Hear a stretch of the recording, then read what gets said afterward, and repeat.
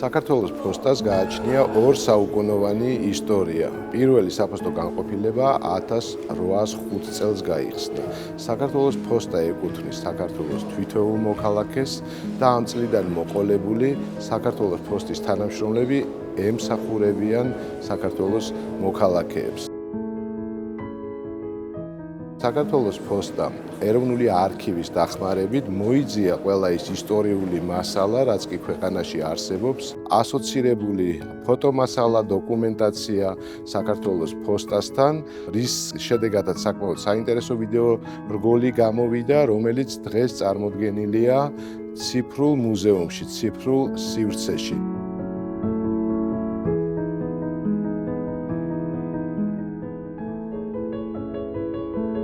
ამ ფორმატში წარმოდგენილი ფოსტის 2 საუკუნოვანი ისტორია, ვფიქრობ, რომ მეტად საინტერესო გამოვიდა ჩვენი მხარდამჭერებისთვის და ჩვენი მომხმარებლებისთვის.